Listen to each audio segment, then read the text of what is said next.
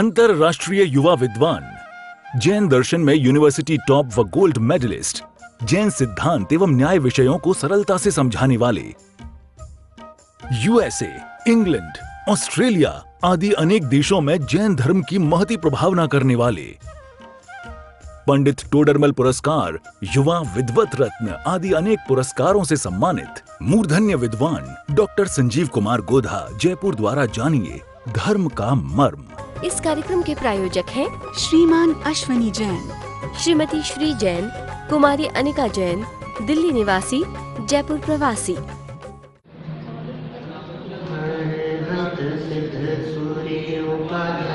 साधु सब अर्थ के प्रकाशी मांगलिक उपकारी है, तिनको स्वरूप जाने लागते वही जो भक्ति आए को नमाई स्तुति को उचारी। धन्य धन्य तीन हृदय आज सब आज भये, कर जोड़े बारे बारे वंदना हमारी है। मंगल कल्याण सुख ऐसो हम चाहते हैं, ओ मेरी ऐसी दशा जैसी तुम धारी है, ओ मेरी ऐसी दशा जैसी तुम धारी है, ओ मेरी ऐसी दशा जैसी तुम धारी। वादी सिंह सूर्य आचार्य क्षत्र चूड़ामणि नामक यह ग्रंथ और पर पदार्थों में इष्ट अनिष्ट की बुद्धि रखना, ऐसी मान्यता का नाम मिथ्यात्व। यह मिथ्या कल्पना ही हमारे अनंत दुख का कारण। जगत का कोई भी पदार्थ इष्ट और अनिष्ट नहीं होता, वस्तु स्वरूप ही ऐसा ही है। वस्तु के इस स्वरूप को जो सहज स्वीकार करते हैं वे ज्ञानी हैं, और जो जबरन कुछ पदार्थों को इष्ट मानकर इकट्ठा करना चाहते हैं और कुछ पदार्थों को अनिष्ट मानकर हटाना चाहते हैं, उन्हें अज्ञानी और मिथ्या दृष्टि कहा गया है। देखिए, अशांत मन अहितकारी है। कितनी सुंदर सुंदर बातें यहाँ नीति की ही बातें चल रही है निरंतर। माने ऐसा लग रहा है कि कहानी कुछ आगे बढ़ ही नहीं रही है, शिक्षा ही शिक्षा दे रहे हैं निरंतर। कितनी सुंदर बातें, सूत्र वाक्य हैं सब। इन सूत्रों को यदि जीवन में उतारा जाए तो बहुत हमारा जीवन सुधर सकता है। एक हेडिंग ही क्या दी, अशांत मन अहितकारी। मन को अशांत मत होने दो। कितना भी संकट क्यों न आ जावे, प्रतिकूल परिस्थिति कैसी भी क्यों न हो, मन को अशांत मत होने दो। मन यदि आपका शांत है तो बाहरी परिस्थिति कुछ बिगाड़ नहीं सकती आपका। और मन यदि अशांत है तो, मन अशांत है तो सब अहितकारी है। वो अशांत मन अहितकारी। देखिए, पढ़ते हैं हम, लोकद्वया हितोत्पादि हंत स्वान्तम शांतिमत न द्वेक्षिते मोद्या धन्यम संकल्प्य विद्विषम। नीति में क्या कहते हैं, बड़े खेत की बात है कि तू इस लोक और परलोक में अहित को उत्पन्न करने वाले अशांतिमय अपने मन से द्वेष नहीं करता। यह तेरा अशांत मन इस लोक में भी अहित करने वाला है और परलोक में भी अहित करने वाला है। माने अशांत चित्त की यह दशा है कि इस लोक और परलोक में निरंतर तकलीफ ही होगी, और किंतु मूर्खता से दूसरों को शत्रु समझकर द्वेष करता है। इसका मतलब जगत में कोई किसी का शत्रु नहीं होता।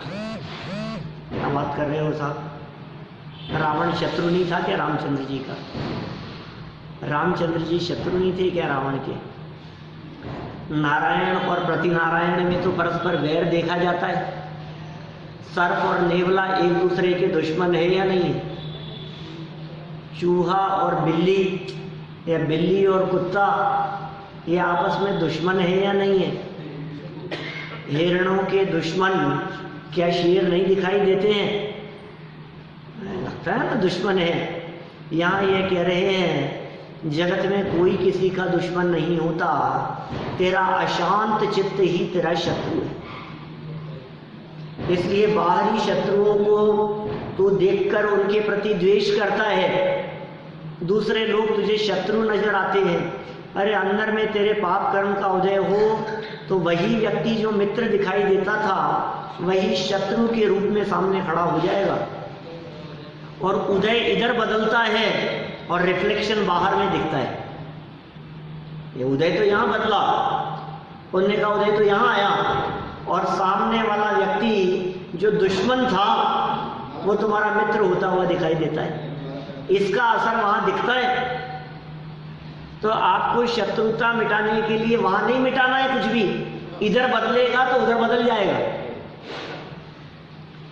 जगत में ऐसी घटनाएं आपने कई बार सुनी होंगी, कॉमिक्स में, कहानियों में, बचपन में पढ़ी होंगी कि ये जो जादूगर है इसकी मौत इसमें नहीं है, उस तोते में आपने ऐसा। तो इसको कितना भी मारो ये नहीं मरेगा, तो फिर कौन मरेगा, कैसे मरेगा ये? उसको मारो तो ये मरेगा। ऐसे ही क्या कह रहे हैं कि जो शत्रु तुम्हें दिख रहा है ना उसको कितना भी मारो वो नहीं मरेगा। क्या बात कर रहे हो, शत्रु को मारने से नहीं मरेगा? कि नहीं मरेगा। तो कैसे मरेगा कि वो जो शत्रु दिख रहा है ना उसकी शत्रुता का असली कारण तुम्हारे अंदर में पाप का उदय है। इधर पाप का उदय बदलो तो उधर वो शत्रु नहीं रहेगा। काम इधर हो दिखेगा सामने आपको। इसलिए भाई अपने चित्त को शांत रखने का प्रयास करें। चित्त की शांति का उपदेश दिया गया है। देखिए बड़े खेद की बात है कि ये लोक और परलोक में दुख उत्पन्न करने वाले अशांतिमय अपने मन से अज्ञानी द्वेष नहीं करता है, किंतु दूसरों को शत्रु दुखदायक मानकर उनसे ही द्वेष करता है। विशेषात पड़ोसी, शरीर, काल, कर्म इत्यादि पर पदार्थों के दोषों को देखना तीव्र कषाय रूप पाप परिणाम है। क्या कह रहे, पड़ोसी को देख रहे हो आप, ये लोग तो हमें चैन से जीने नहीं देंगे। शरीर को देख रहे हो, दुखी हो गया मैं तो इस शरीर से। काल को देख रहे हो, ये काल ही ऐसा आ गया है, क्या करें। काल में बहुत तरह की बातें ली जा सकती है। मौसम बहुत खराब चल रहा है आजकल, ग्लोबल वार्मिंग, सारे जगत में जितना मौसम गड़बड़ दिखाई देता है, ये क्या चक्कर है। अभी लंदन में थे हम तो इतनी ठंड थी कि लोग भी कह रहे थे कि पिछले 20 साल में इतनी ठंड कभी नहीं पड़ी इस समय में, इस सीजन में, 10 लक्षण के समय पर। अंदर इनर पहन लो, ऊपर जैकेट पहन लो, ऊपर से शॉल ओढ़ लो, हैं, और फिर भी इतनी तेज हवाएं, ये क्या हो रहा है। बोले काल ही ऐसा है, ये तो इस काल में सब गड़बड़ी चल रहा है। तो तुम किसको दोष दे रहे हो कि तुम काल को दोष दे रहे हो। कभी कहता है अब इस काल में तो ऐसा ही होना है, अब इस काल में तो पापी ही राज करेंगे। कभी कहते हो इस काल में तो कुएं में भांग पड़ी है, चारों तरफ माहौल ही ऐसा ही है।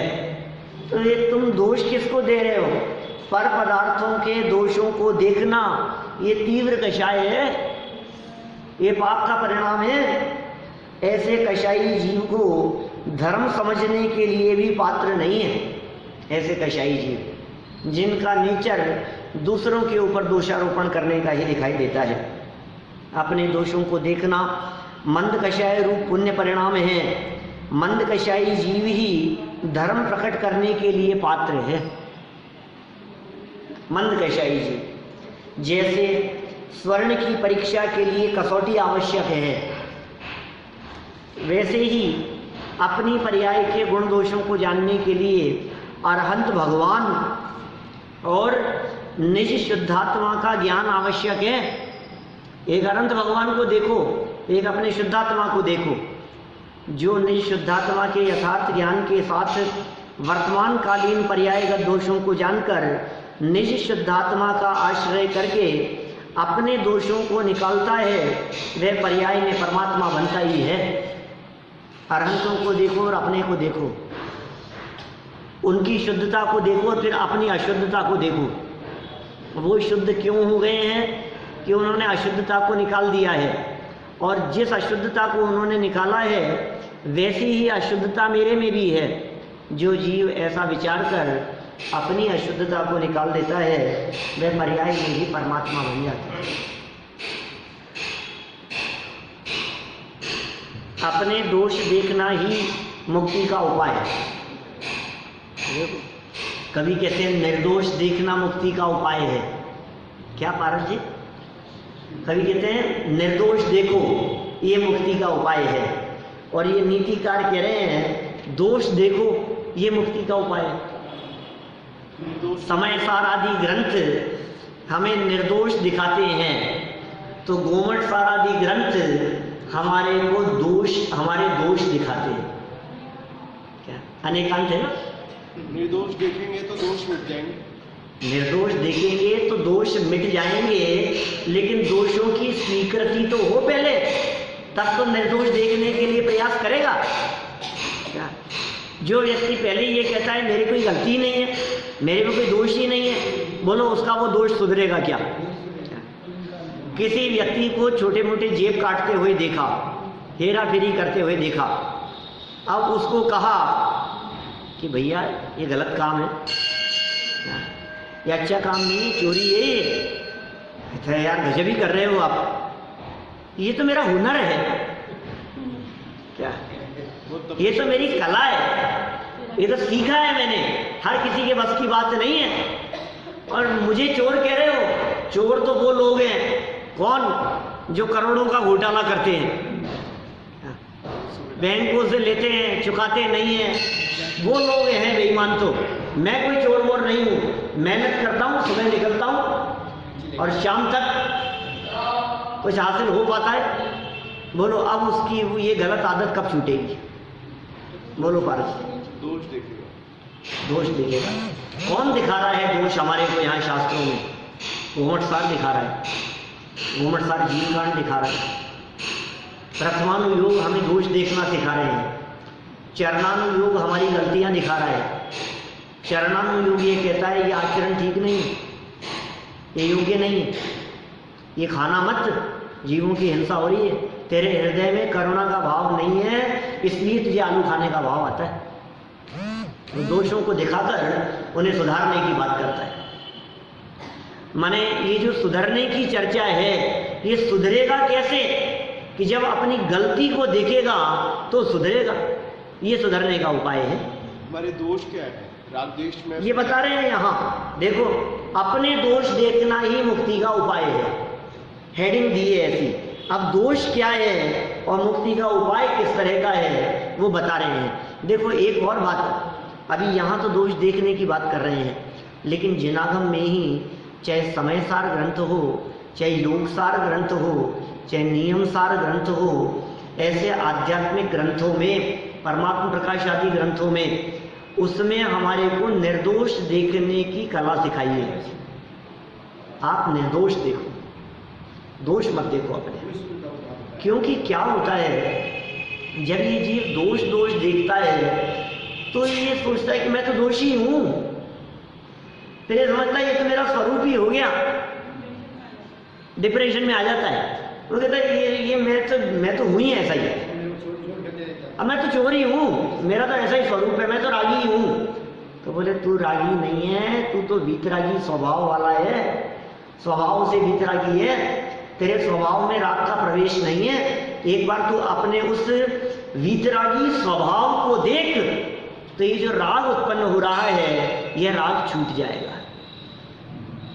वो कला अलग है, यहाँ बात अलग दृष्टि से कह रहे हैं, दोष दिखा रहे हैं यहाँ। तो देखिए, अन्य दीयमेवात्मीयमपि दोषं प्रपश्यता कसमः खलु मुक्तोऽयं युक्तः कायेन चेदपि। दूसरों के दोषों के सदृश अपने दोषों को भी देखने वाला पुरुष किसके समान है? अरे यह तो निश्चय से शरीर से युक्त होता हुआ भी मुक्त ही है। जो जीव शरीर में रहता हुआ भी अपने आप को शरीर के दोषों से रहित देखता है, अपने आप को राग द्वेषादि दोषों से रहित देखता है, दूसरों के दोषों के सदृश अपने दोषों को देखने वाला। दूसरों के दोष तो सारे जगत को दिखते हैं, कौन है ऐसे जिन्हें दूसरों के दोष नहीं दिखाई देते? सबके दोष दिखाई दे रहे हैं। उसकी गलती है, इसकी गलती है, दूसरों के ऊपर उंगलियां उठती रहती है, लेकिन एक उंगली दूसरे की तरफ उठती है तो चार अपनी तरफ रहती है। ऐसा ऐसा उंगली दिखाता है ना, तो एक उसकी तरफ है तो अपनी तरफ कितनी है?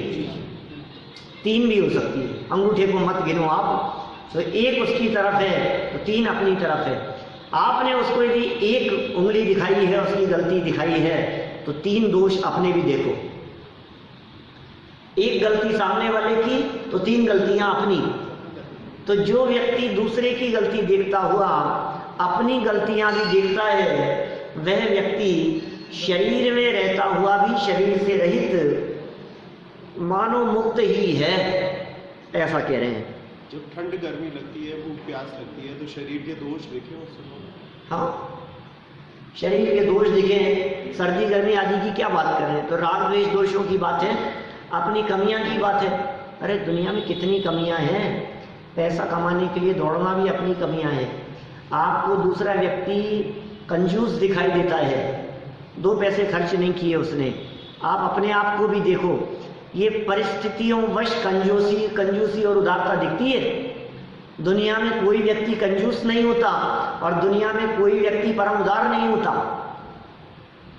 परिस्थिति देख करके उदार से उदार व्यक्ति के मन में भी कभी आ जाता है, रहने ही दो यार, ये क्या हुआ? ये कहाँ कंजूसी का भाव आ गया आपके मन में? आ जाता है कि नहीं?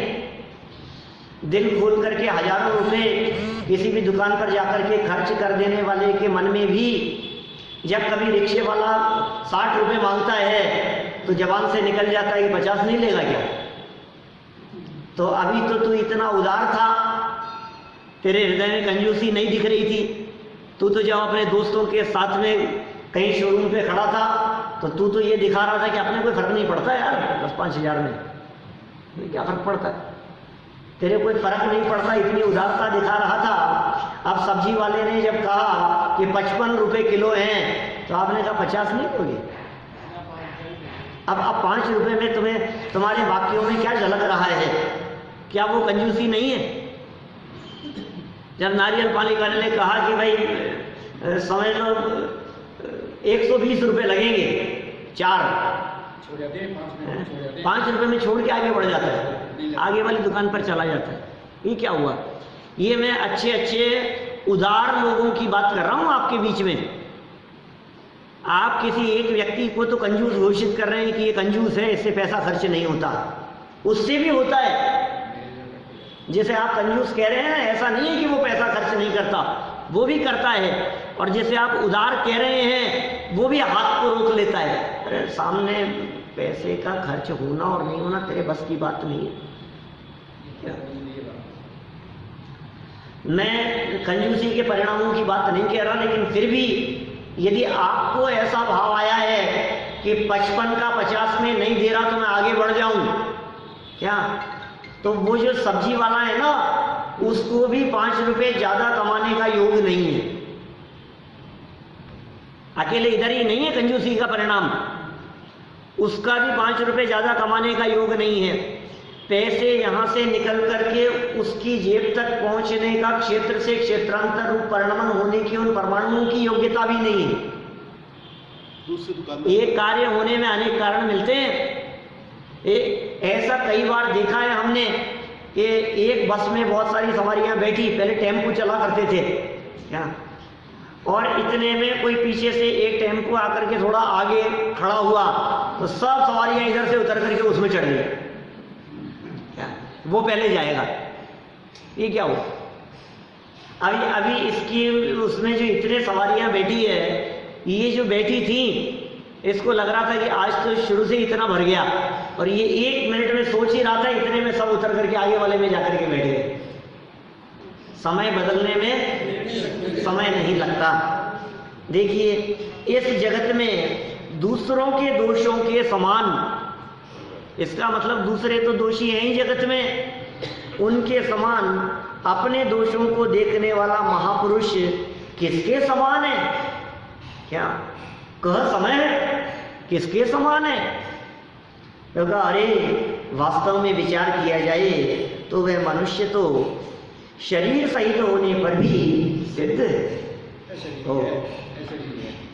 मुक्तोयम, मुक्त ही है, युक्त है कायेन चेदपि, युक्त है कायेन, काय से युक्त होने पर भी मुक्तोयम, मुक्त ही है। पर दोषों को देखना मिथ्यात्व अर्थात महापाप है। दूसरे के दोषों को देखने वाली दृष्टि दोषी है। अतः स्वदोषदर्शी जीव शरीर सहित होने पर भी उसे सिद्ध कह रहे हैं। शरीर रहित होने पर तो जीव साक्षात सिद्ध होता ही है, शरीर के बिना तो साक्षात सिद्ध होता ही है। जो पूर्णता के लक्ष्य से पुरुषार्थ प्रारंभ करता है वह जीव सम्यक दृष्टि होता ही है। जिसका लक्ष्य सिद्ध दशा था, सम्यक दर्शन नहीं होगा उसको, होगा ही ना। जिस व्यक्ति का सपना अपने दुकान को 4 गुना बढ़ाना है, एक दुकान की 4 दुकान करना है, तो उसके 2 दुकान होगी कि नहीं होगी? सपना ही तुमने 4 दुकान करने का देख रखा है, तो 1 की 2 क्यों नहीं होगी? वो तो होगी ही ना। जिसका सपना ही मुक्ति तक पहुंचने का है, तो मार्ग में सम्यक दर्शन नहीं आएगा क्या? सम्यक माने यथार्थ, दृष्टि माने जानना देखना। यहाँ दृष्टि माने जानना देखना कर दिया इन्होंने। विशेषार्थ लिख रहे हैं, कुछ भी लिख सकते हैं लेखक है। सम्यक दृष्टि, सम्यक दृष्टि में दृष्टि शब्द का प्रयोग ये जानने देखने के अर्थ में कर दिया। तो कह रहे हैं वस्तु स्वभाव को जो यथार्थ दृष्टि से जानता देखता है वही तो सम्यक दृष्टि है। ऐसे जीव को दृष्टि मुक्त भी कहते हैं। श्रद्धा में यथार्थता आना ही दृष्टि मुक्त अवस्था है। आगे श्रद्धा की बात कह दी। श्रद्धा में मुक्त स्वभाव आ गया, ये दृष्टि मुक्त है। आप जानते हैं दीपेश जी, मुक्त जीव 4 प्रकार के होते हैं। मोक्ष 4 प्रकार का होता है। बहुत से लोग कहते हैं पंचम काल में मोक्ष नहीं होता, तो होता है मोक्ष। कौन कौन सा भैया? पहला मुक्त है दृष्टि मुक्त, दृष्टि मोक्ष। मुक्त माने मोक्ष, दृष्टि मोक्ष। और मोह मुक्त, पहला दृष्टि मोक्ष, दूसरा मोह मुक्त, फिर जीवन मुक्त मोक्ष, जीवन मुक्त, और फिर देह मुक्त। 4 तरह के मोक्ष है। तो मोक्ष हो सकता है कि नहीं आपको अभी इस पंचम काल में? कौन सा? 4 में से पहला हो सकता है भारत जी। कौन सा है पहला? दृष्टि मुक्त। दृष्टि मोक्ष ये होता है 4थे गुण स्थान में। मोह मुक्त ये होता है 10वें के अंत में। जीवन मुक्त ये होता है 12वें के अंत में के 13वें गुण स्थान में, 13वें के प्रथम समय में जीवन मुक्त हो गया। और अब देह मुक्त कब होगा? कि जब सिद्ध बन जाता है तो होता है देह मुक्त। तो अभी दृष्टि मुक्त, दृष्टि मोक्ष, दृष्टि से मोक्ष वर्तमान काल में भी संभव है। जो जीव दूसरों के समान अपने दोषों को देखते हैं, शरीर सहित होने पर भी चूंकि उन्होंने अपनी दृष्टि से अपने दोषों को देखकर उनको निकाला और निर्दोष स्वभाव को देखा, इसलिए उनका दृष्टि में मोक्ष हो गया, मानो वे वर्तमान में ही सिद्धों के समान हो गए। देखिए, जिसकी दृष्टि सदा दूसरों के दोषों पर ही रहती है, वह आज नहीं तो कल से ही स्वयं दोषी होगा ही। बोल लो, ये क्या कह रहे हैं? क्या क्या नियम बता दिया इन्होंने? ये बहुत जबरदस्त नियम है ये, लोग इस नियम को समझते नहीं है। जिसकी दृष्टि सदा दूसरों के दोषों पर ही रहती है, तो क्या हो गया साहब? गलती देख रहा हूं उसकी, तो क्या हो गया कि वो एक न एक दिन वो गलती, जो गलती देख रहे थे ना आप, वो गलती स्वयं कर बैठेगा। नहीं समझ में आई? कैसे होगा भाई? जो व्यक्ति जो चीज चुनता है उसके पास वही तो इकट्ठी होती है। क्या सीधी सी बात है ना? वो फूल वाली बात याद आ गई, कांटे और फूल। आप क्या चुन रहे हैं? ध्यान रखना, जो व्यक्ति फूल चुनते हैं उनके पास में फूल इकट्ठे होते हैं, जो कांटे चुनते हैं उनके पास में कांटे इकट्ठे होते हैं, जो लोग दूसरों के गुण देखते हैं उनके पास में गुण इकट्ठे होते हैं, जो दोष देखते हैं उनके पास में दोष इकट्ठे होते हैं। ये कितनी सुंदर बात कह दी है। आपने इकट्ठा ही वही किया है, आप चुन ही वही रहे हो, आपको पसंद ही वही आ रहा है, गलतियां और कमियां ही पसंद आ रही है। एक व्यक्ति को जो देखेगा, इसका मतलब ये है उसको वो चीज पसंद आ रही है। आपको हमने ये कहा कि आलू नहीं खाना चाहिए और आपने ये कहा वही खाते, इसका मतलब क्या हुआ? वही खाते। हमने कहा पानी छान के पीना चाहिए, अरे वही पीते हैं, उनको देखो। हमने कहा ऐसा नहीं करना चाहिए, ये करना ठीक नहीं है, अरे आप उनसे भी बड़े हो गए क्या? उनको देखो, वो कितने बड़े विद्वान हैं। अरे भाई, तुम क्या चीज देख रहे हो ये तो बताओ। जो चीज आप दूसरों में देखेंगे वो चीज आप में कभी नहीं सुधर पाएगी, इसलिए आप उनमें वो चीज देखना बंद करो। निर्दोष देखो। जिसकी दृष्टि सदा दूसरों के दोषों पर ही रहती है, वह आज नहीं तो कल सही स्वयं दोषी होगा ही। क्योंकि जिसका ज्ञान अखंड रीति से दोषों को ही ये बनाता रहता है, जानता रहता है, वह दोषी तो हो ही जाता है। आपका ज्ञान अखंड रीति से किसी की कमियां देख रहा है, किसी की कमियां देख रहा है, ये ऐसा है, ये ऐसा है, ये ऐसा है, ये ऐसा है, तो फिर क्या होगा? बोलो।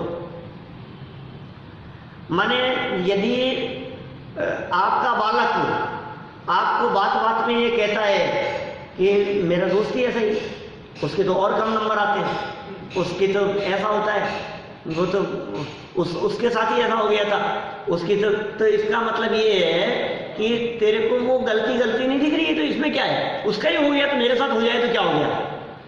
आप समझ रहे हैं क्या मतलब हुआ उसका?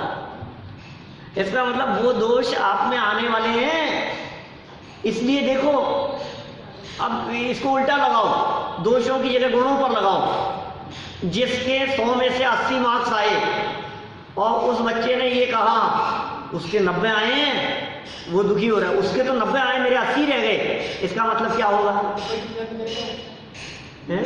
अब इसका मतलब ये है कि तुम्हारे आगे आने वाले टाइम में 90 की तैयारी हो रही है। इसका मतलब जिसकी दृष्टि जहां होती है वो उसे प्राप्त करता है। क्यों साहब? ये फॉर्मूला है। आपकी दृष्टि यदि आस पड़ोस में तेज चलने वाली दुकान पर है तो आपकी दृष्टि वहां है, तो इसका मतलब आपका प्रयास उस दिशा में है। और आपकी दृष्टि में यदि कोई दूसरा व्यक्ति है, अरे उनके पास तो कुछ नहीं है, वो ही नहीं कमाते, वो क्या कमाता है, तो फिर तुम भी कुछ नहीं कमाओगे। हाँ?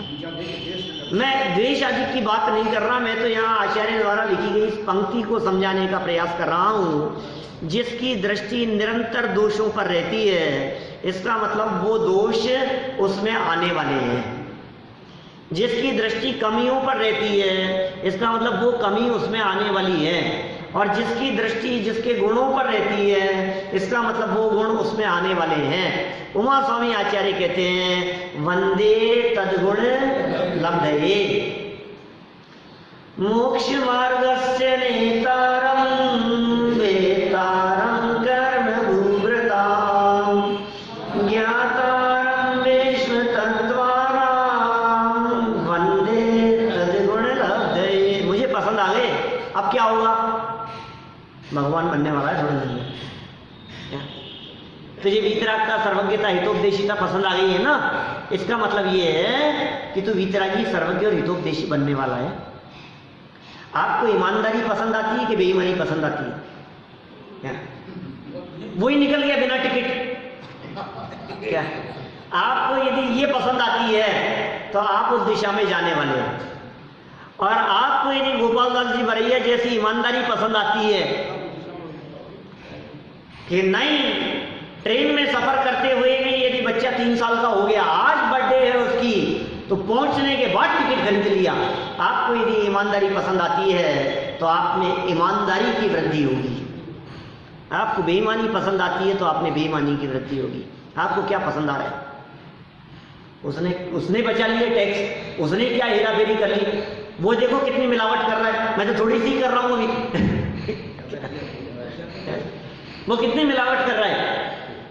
लोग तो कितनी कितनी बेईमानी झूठ करते बोलते हैं, मैं तो इतना सा। तो फिर इसका मतलब ये तेरी दृष्टि दोषों पर है, इसका मतलब तेरे में वो दोष आने वाले हैं। वजन बढ़ रहा है तुम्हारा, कितना बढ़ रहा है?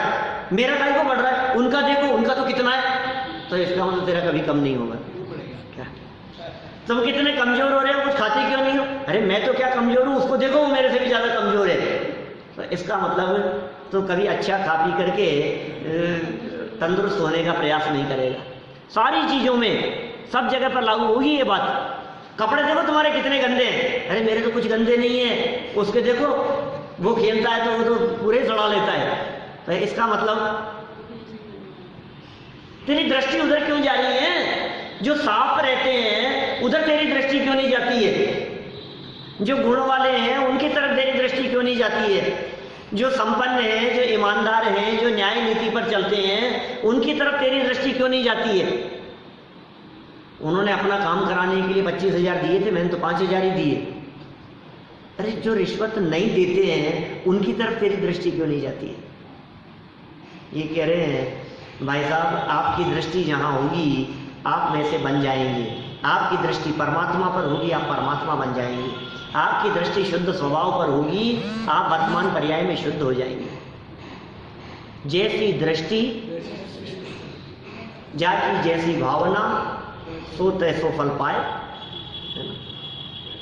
देखो क्या कह रहे हैं यहाँ, दोषी होता ही होता है। अरे दोषी तो हो ही जाता है। कौन? जिसका ज्ञान अखंड रीति से दोषों को ही गेय बनाता रहता है। जिसका ज्ञान दोषों को गेय बना रहा है, अखंड रीति से दोषों को गेय बना रहा है। दोष दोष दोष दोष दोष यही दिखते रहते हैं। क्या हमने कहा टीवी मत देखो, वो देखो टीवी की चिपका रहता है रोजाना। हमने कहा मोबाइल में मत उलझे रहो कि मैं तो थोड़ा सा ही देखता हूँ, उसको देखो 5-5 घंटे। उसको देखो 8th क्लास में मोबाइल दिला दिया था, मैं तो 9th में आ गया, मुझे अभी तक नहीं दिलाया। तो क्या हो गया? इसका मतलब आपकी दृष्टि जहां है वो दिखा रही है क्या होने वाला है। क्या एक सब्जेक्ट में फेल हो गया, वो देखो 5 में फेल हुआ है, तो तेरी दृष्टि कहां है? हर जगह पर लागू होगी ये बात। क्या ठोकर लग गई, देख करके नहीं चलता है, अरे मैं तो फिर देख करके चला, उसको देखो वो तो पूरा ही गिर गया। अरे तो लेकिन भाई देख के चलने का उपदेश दिया जा रहा है, उनको मत देख। अतः निष्कर्ष क्या निकाल रहे हैं? दूसरों के दोषों को न सुनना चाहिए, न कहना चाहिए, न सोचना ही चाहिए। दूसरे के दोषों को देखने में अंधे बन जाओ, दूसरे के दोषों को सुनने में बहरे बन जाओ, दूसरों के दोषों को कहने में गूंगे बन जाओ और दूसरों के दोषों को मन में विचार करने में असंगी बन जाओ। इस कार्यक्रम के प्रायोजक हैं श्रीमान अश्वनी जैन, श्रीमती श्री जैन, कुमारी अनिका जैन, दिल्ली निवासी, जयपुर प्रवासी।